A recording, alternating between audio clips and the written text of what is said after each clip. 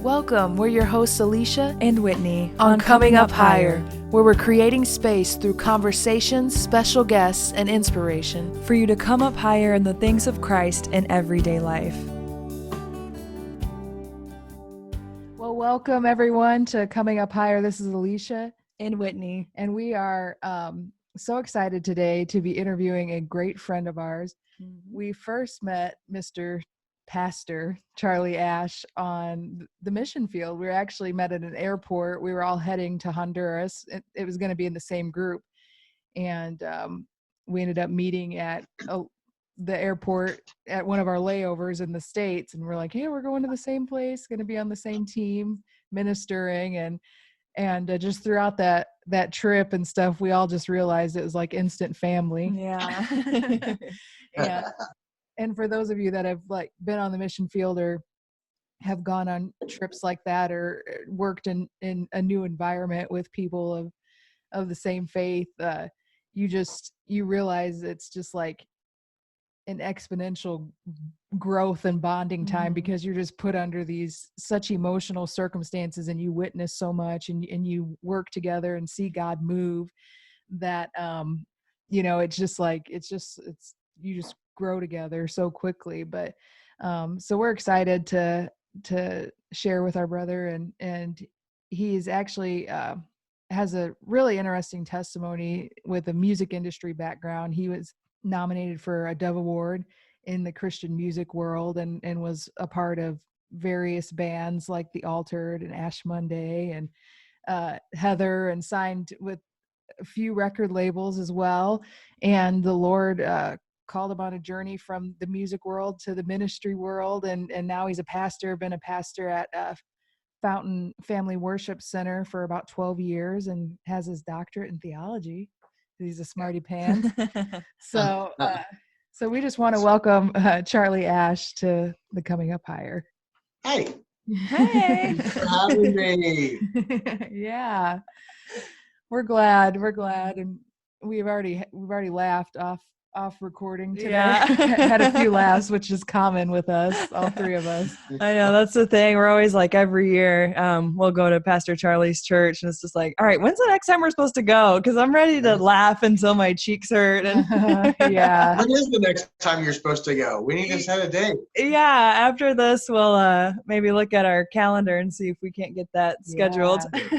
And we always go to, they live right on the Indiana border, and so we'll go over into Indiana and go to the Super Buffet. Yes. Which has everything you could ever dream of in one buffet. Literally, like fried chicken, Chinese, sushi, an ice cream bar, like lasagna, like yes, every ethnic food you can imagine in one place. It is true. It lives up to its name, the Super Buffet. Super. So tell us about, since you were, obviously involved in music, signed with different labels like Dove Award, that's some pretty major things there. Tell us how like you got started in all of that. Sure. I was born into a musical family, and songwriters in my family, musicians on both sides, my mom and my dad's side both. My mom's mom was a songwriter, played guitar, played piano. My dad's parents were also musicians. My dad is a songwriter. My mom and dad recorded some albums in the 70s together, and my dad did a solo record. And so my dad started teaching me to play guitar when I was real young. I don't ever remember not playing guitar. And he also taught me to play piano. My grandma also gave me piano lessons too. But so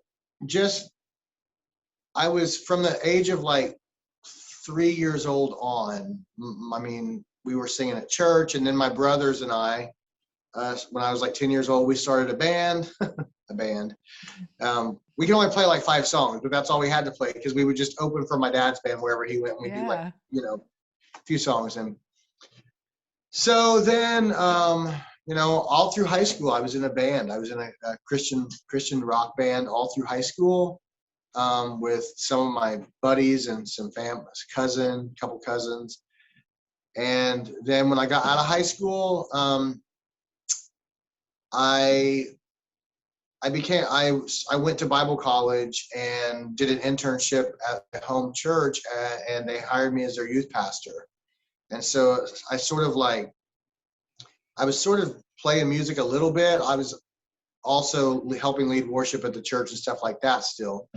But definitely not a career. And part of what I did as a youth pastor was we bought it was an old Girl Scout house actually, but we turned it into a coffee house and a concert venue. And this was the early 90s. Yeah, early 90s. And so we were bringing, this is when Tooth and Nail Records was really big. And you guys are probably too young to remember Tooth and Nail Records. But at the time, Tooth and Nail was it was out of Seattle. And it was, it was just this up and coming indie Christian label that was signing all these really cool bands. There had never been anything like it, ever. And it was really, I believe that was sort of like the golden age of Christian rock music, because it's never actually returned to that. I mean, no offense to Christian rock bands now, but it was just different. It was different. And we were actually able to bring in those bands every weekend. I mean, I became friends with the record label people, and I became friends with their booking agent. And so that led to, we never had an opening act for these bands. And so my band started opening for these bands. And there was one artist that we brought in named Greg Strange from Nashville, Tennessee. And he was sort of like a dance, I don't know, like Depeche Mode type music, but Christian music. So Depeche Mode that doesn't make you want to kill yourself type music. And he worked at Rocket Town in Nashville at the time, which I don't know if you know, Rocket Town is kind of like a teen club. It's got a skate park. And at that time I was in a different location. Now it's downtown. Then it was in Franklin. But he had a recording studio there, and he had a small indie label. And so Greg was like, hey, I'd like you guys to come down and record a demo at my studio after we opened for it. So we went down, and I mean, we were just super green and naive, and honestly didn't know anything. I mean, grew up in a town of 1,200 people. Don't know a whole lot. And so we started recording this demo, and before we even got it finished, this guy came in, and his name was Dave Steinenbrink, and he knew Greg. And Greg introduced us to him, and he said, I'd like to play some of your stuff for Dave. So he did, and Dave liked it, I guess, and Dave asked us, he said, would you mind if I played this for a friend of mine at Curb Records? And I didn't know what Curb Records was. I was like, okay, sure. So he did, and he came back, he played it for, her name was Claire Parr, and Claire had worked at Geffen Records before she came to Curb, and she had worked with Aerosmith and Nirvana and the Eagles, and I mean, just all these major, Santana, all these major artists. And she had left LA and moved to Nashville and was vice president of A&R at Curb Records at that point. And we were the first rock band that she signed. She liked what she heard, and we were the first band that she signed to Curb, and she took us under her wing. And, we became like her little brothers. So we recorded one record with Curb, and she was, it was a very fast process. Looking back now, especially knowing how long most bands have to toil, and it happened so fast for us. And she even told us at the time, she said, I'm signing you because I believe God wants me to. And at the time I just thought, because she was so smart and so together and so accomplished already at that stage in her life. And I was not any of those things. Accomplished together, or 21. Okay.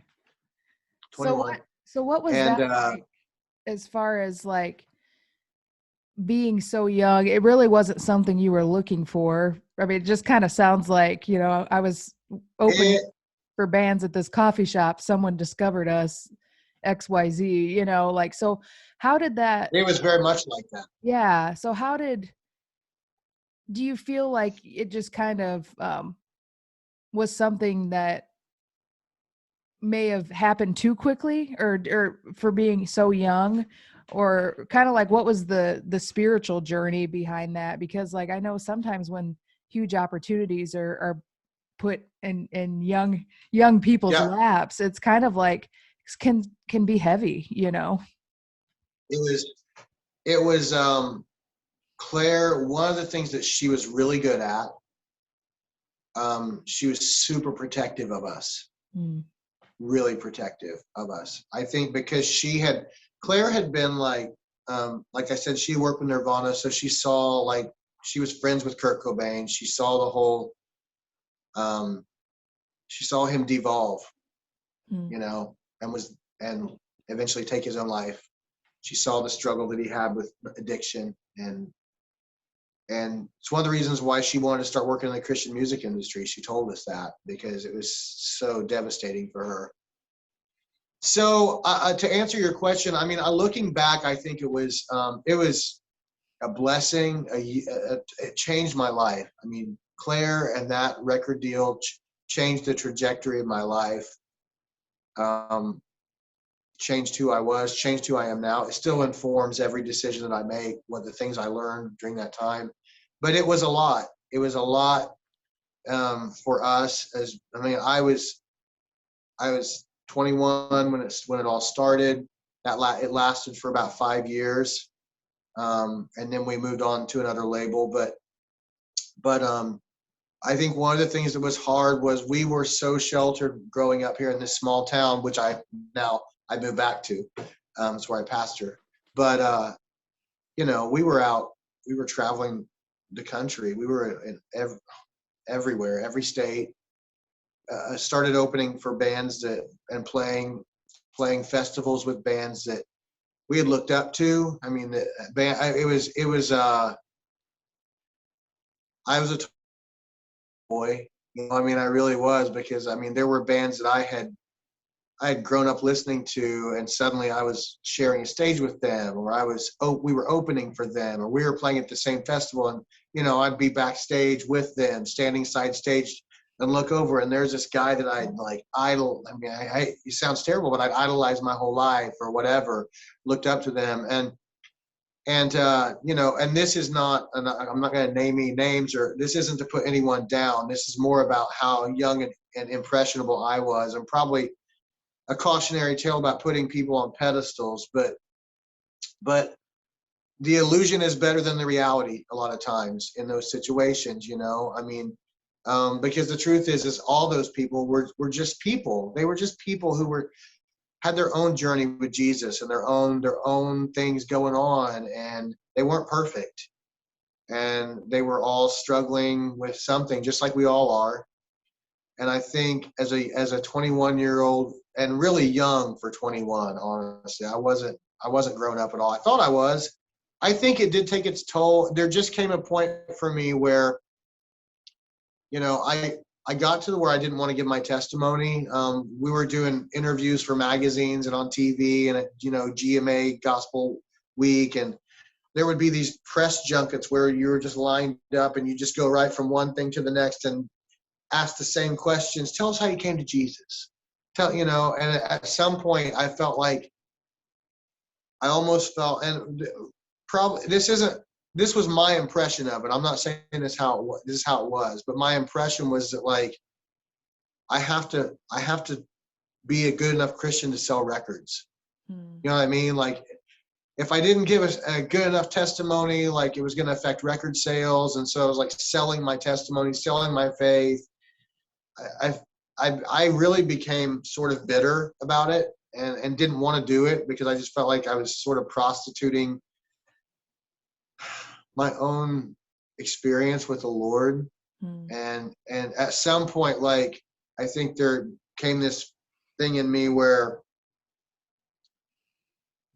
it was easy to talk about it and not live it anymore, honestly. And that happened, being out on the road. We were on the road for a long time, years, and not plugged into a local church. We didn't have a road pastor with us. And so I really went through, I ended up in a kind of not so great place spiritually, really, by the time it ended, you know. And that's no one's fault. That's no one's fault. It was the product of being young, being given a whole lot really fast, you know, and my ego being fed, playing in front of thousands of kids every night, you know, when you're playing a choir, the fire events, and there's 10,000 kids in the crowd, or you're playing Spirit West Coast, and, you know, I mean, it's a rush, and it's a head trip, and it messes with your head, and it did mine, you know, and I became a different person. Yeah. And I see that, you know, and I just wasn't, I don't know if anyone at 21 and growing up the way that I did at Shelters as I did could have been prepared for something coming that fast. Yeah. Yeah. Well, I think too, something you said about, you know, just it can easily become where you just prostitute your gift. And that's something I know, like we've even talked about, is just like, where do you draw that line? Because when God, you know, he does give us these giftings and we have these testimonies and things, but then sometimes you do, as like an artist or a creative, like feel people just pulling on those certain areas for maybe certain gains or, you know, desired results. And it's just it's draining. Yeah. And it's draining. And I think, you know, as creatives, we have to get to the point of like, okay, where is that line drawn? Because I don't, like, our relationship with Jesus isn't worth prostituting, you know, or like, I just think it's just such like a fine line of just, okay, at what point does this stop being like genuine and authentic and then turn into, you know, really like prostituting that gifting? Yeah. I just remember there just came a point where, and this became a real popular thing to say during this time, where we went from wanting to be known as a Christian band to we're Christians in a band. Mm-hmm. You know, we're a band and we happen to be Christians. And I literally remember saying at GMA the last year that I did GMA with that band, I remember looking at our management and saying, I don't want to be asked to give my testimony on the air. Because honestly, I knew I wasn't in a good place. I was like, I can get in there and lie. You know, I know what they want to hear, so I can get in there and say it. But the fact is that's not where I'm at right now. Yeah, right. You know, so I could go out there and be honest and be like, you know what, I'm not in a very good place spiritually. Like, I'm pretty dry. You know, I'm pretty compromised. Yeah. And you know, but praise the Lord, I'm still making great music. God is good all the time, right? Yeah, you know, it's that kind of thing. Yeah, you know, it's like it becomes this like Bible babble that doesn't have any depth or authenticity to it, and it just got to the point where I didn't want to do it anymore. I really didn't want to do it, and so we ended up leaving that label. And some of the guys in the band they left, they quit doing music altogether. My brother and I did not, and we did the Ash Monday record on a different record label. And honestly, I mean, I'm just being totally truthful. That was an album that was made during a really unhealthy place. It's amazing to me that it turned out, but lyrically, if you listen to it, it's pretty dark lyrically. I mean, there's one song called "You See," and it said, you know, one part of the chorus is, you see the part of me that's wanting to believe. You see the difference in who I am and who I want to be. And that was a really raw reflection of, there was a real tension there between who I knew I should be and who I was at that time. And there was a line that said, sometimes I feel like I'm trapped in my own life. And that's how I felt. You know, I felt pretty trapped in the Christian music industry at that time, and I wanted out. And so I got out. We did that record, and that was it. My brother got married. He quit touring. I moved on, started playing with another band. It was not a Christian band. It was one of the guys in the band was a Christian, but the other guys were not. And it was not. We didn't want to work in the Christian industry. We purposefully, you know, we didn't. We had offers to do. we had offers to work in the Christian music industry, and I just told him, I said, I'm done there. I'm not doing that anymore. Yeah. So it was kind of like you had witnessed that it was like it was a disillusion period, as far as like you were witnessing while you were in the Christian music industry, which I think is so key to like point out is, yes, even in the Christian music industry, there's still things going on tour behind the scenes that no one knows about. There's, oh guys, yeah. I mean, there's things that a lot of times we put people who are in the ministry or who have a Christian label, like you said, on a pedestal. And then when we find out, oh, they're human too, and they've fallen or they've failed, it's kind of like that disillusionment of like, oh, well, is my faith real then? If they fell and they were supposed to have it all together, like, how can I, remain faithful to God? And that's kind of like what I hear in your story too, is being young and seeing people that you had looked up. Not that it was their fault. I'm not saying it's not. No, definitely not.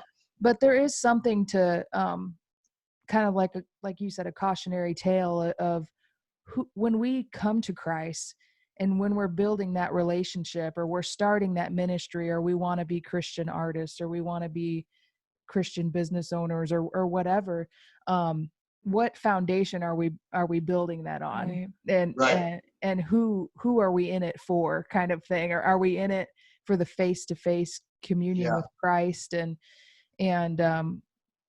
so we know you took a little field trip away from the Christian life and Christian music and stuff, but how did you come back around?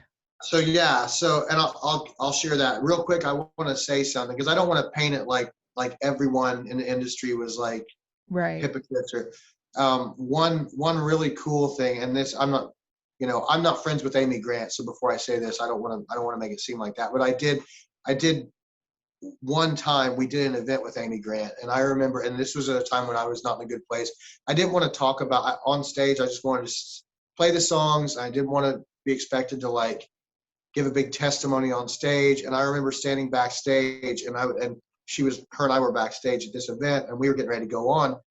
And I was telling her, I was like, man, I feel this pressure. Like I have to perform, not musically perform, but verbally perform and say all the right, we used to call them JPMs, Jesuses per minute, I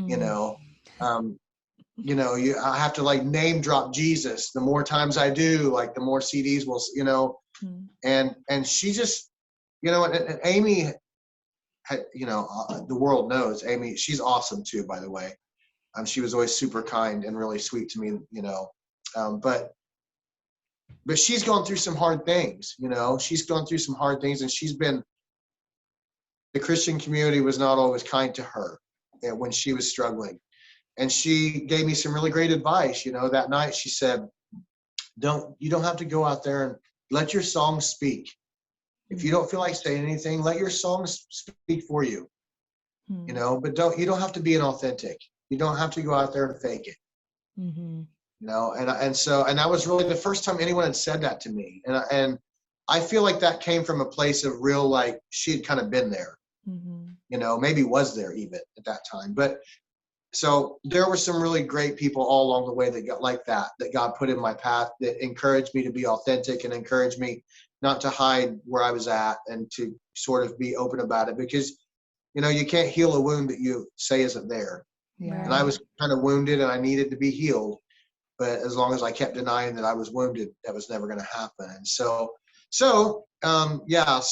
fast forward to the band that I was playing with that signed to Interscope Records. And at that point, that went on for a few years, and I was just not in a good place emotionally and spiritually.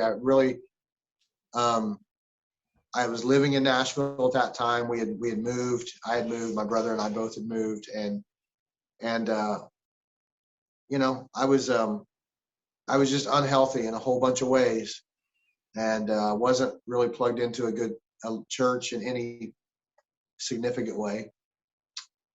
And as a pastor now, I see, and I know it sounds like I'm like self-serving, but as a pastor now, I see how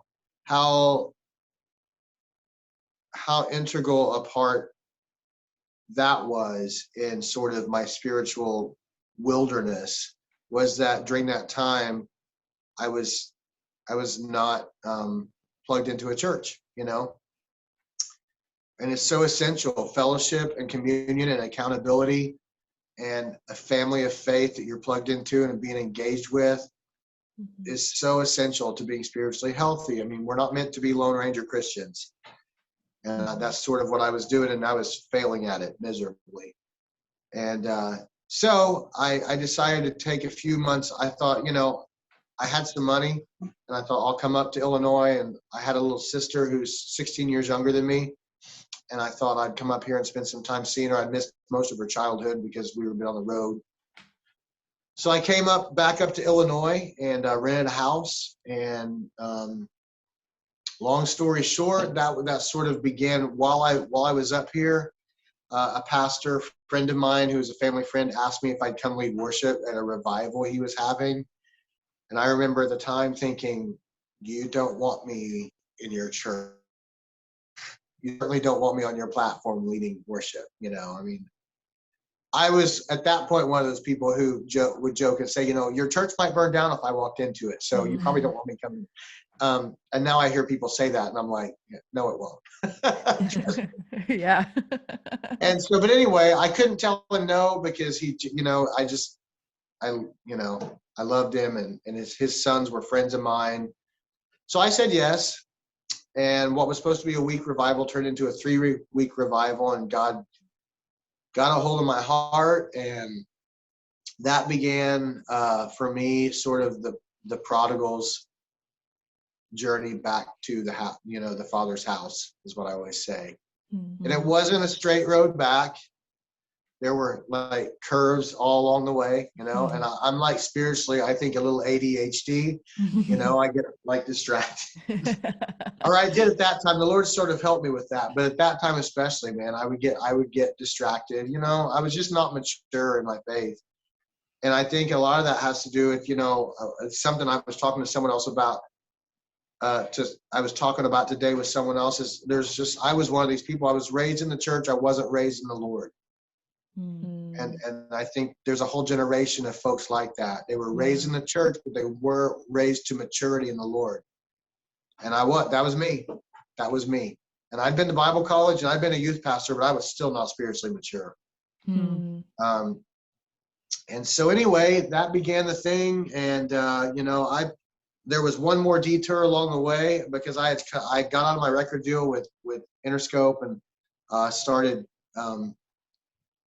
just saying, I'm not going to play music anymore. I'll lead worship at church. And then that sort of, you know, like I said, ADHD, like I started playing with some guys up here in Illinois. I ended up moving back up here. What was supposed to be 6 months turned into like a permanent relocation.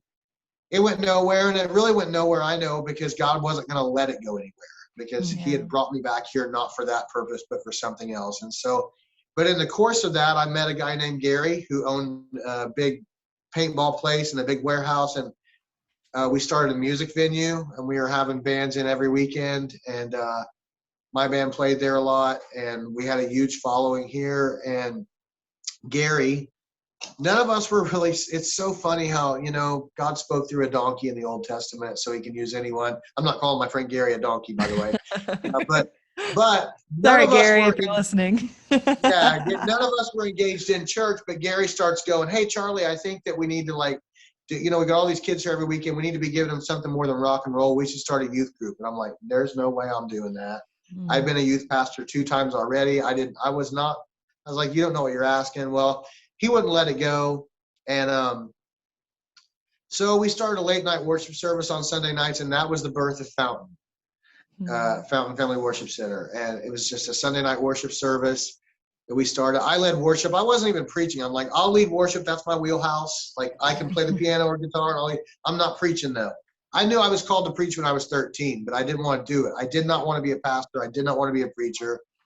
And especially, but at this point in my life, I'm like, God, I've discredited myself. I've done so many like terrible things that there's no way I'm not getting in the pulpit, because I'm not going to be one of these guys that, like, you know, I'm not going to be a hypocrite. Mm-hmm. And So anyway, the first year of Fountain, I was not the pastor. I was just the worship leader. And the guy who was preaching on Sunday nights, finally after a year, came to me and said, I'm not called to be the pastor here. They need a shepherd. I'm not doing this no more. And I knew that God was calling me to do it. I didn't want to do it. I told the Lord no for about a month. And finally, after wrestling for about a month with it, I said, okay, fine, I'll do it. So I was really reluctant. I always say God pulled a bait and switch with me on that one, because I agreed to start Fountain as the worship leader, but he knew what he was doing. So anyway, 12 years. 12 years later, here we are, and we're a satellite location now for Anchor Bible College. We have we moved into a bigger building about 9 years ago, and we bought a grocery store and retrofitted it for our church, and then we built a giant gymnasium about 3 years ago. And God has just blessed it. We're a debt-free church. We've been debt-free since day one.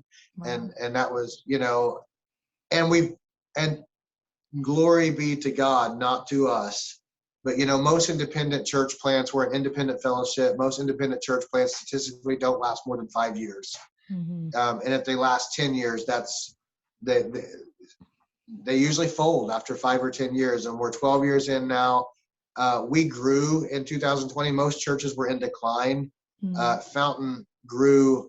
We're seeing explosive, expansive growth in every way. And it's the Lord. It's not me. It's, we just continue to see His faithfulness. We're opening a private Christian school in fall of this year.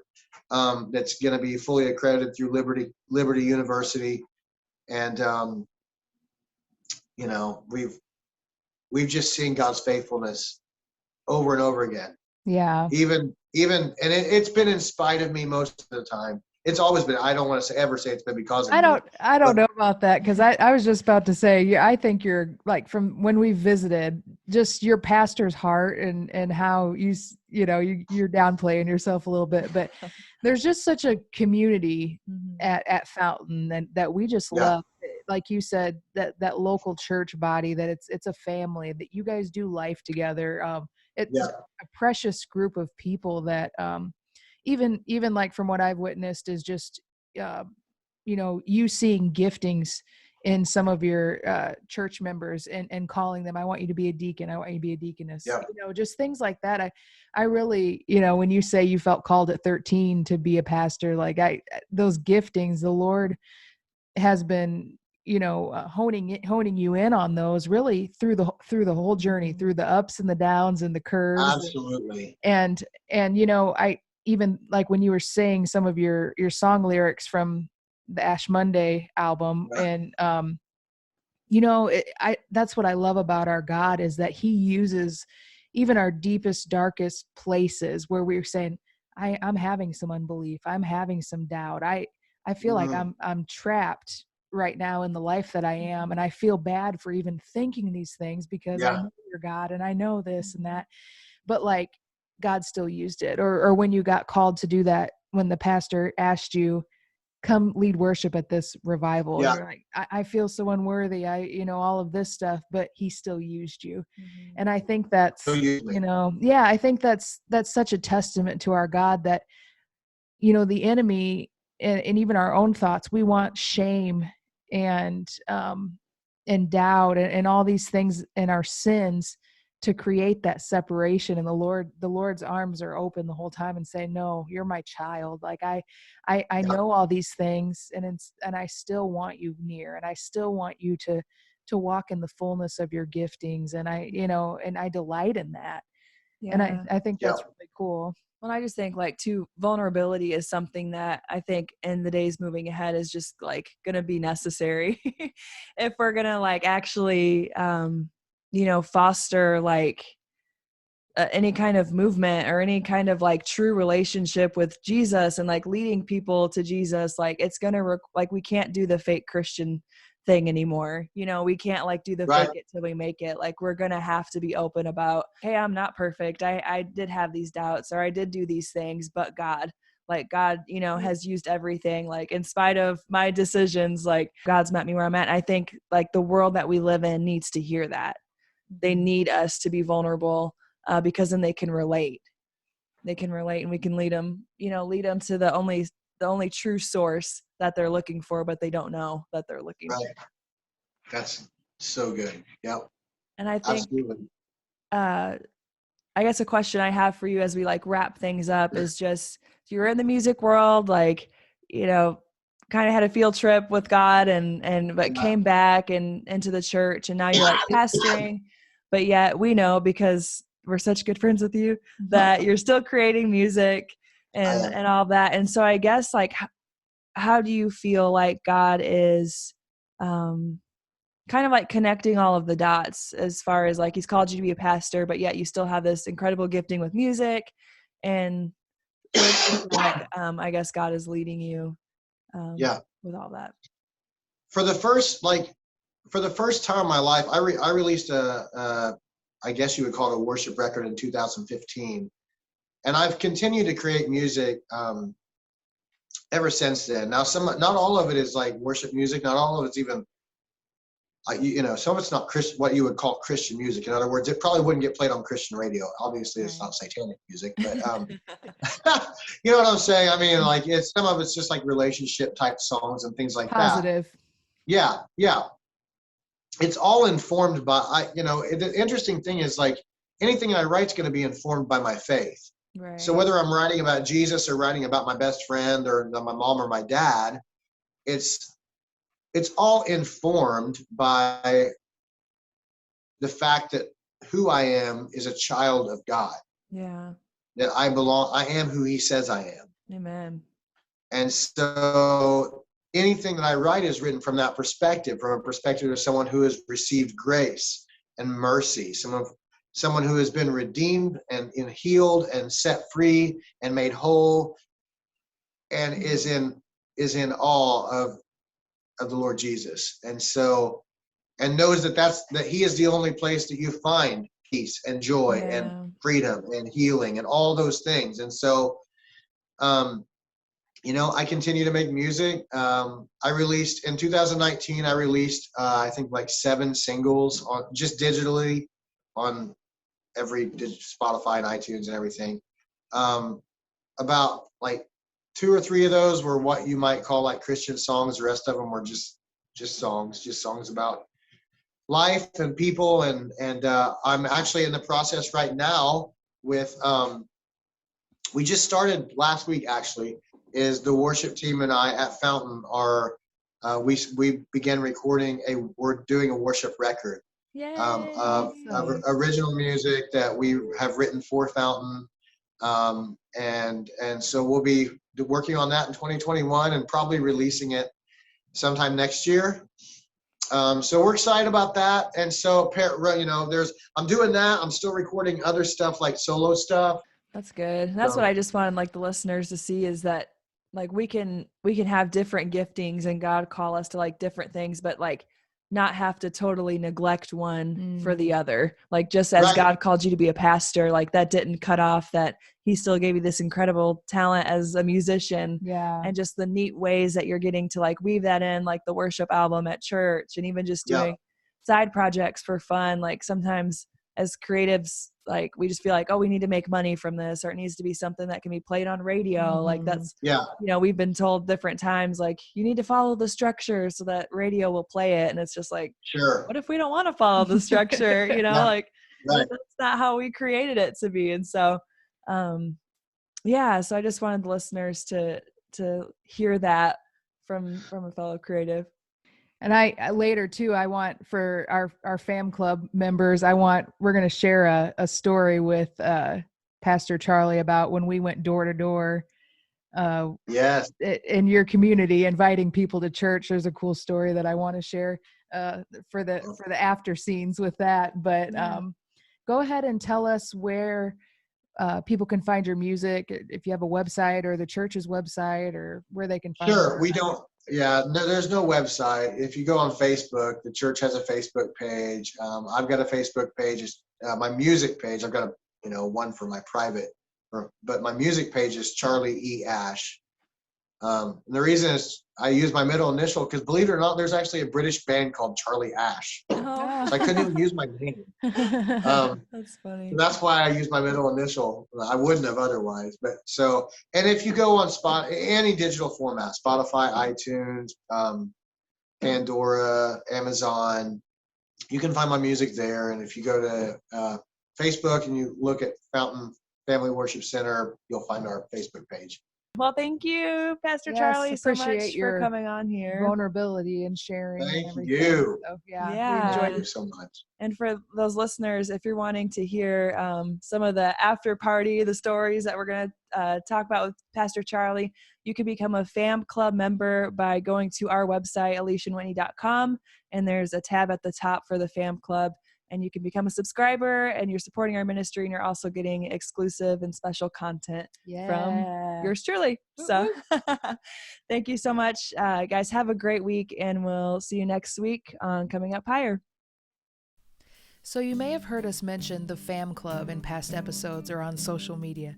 We'd like to let you know more about what it is and how you can be a part. The Fam Club is a monthly subscription partnership that gives you access to our exclusive content, a monthly newsletter, discounted merch, and being the first to know about new music and what's happening with our ministry. Our monthly Fam Club support is what makes this podcast and other aspects of our ministry possible. You can join today by logging on to aliciawhitney.com and by clicking the Fam Club tab.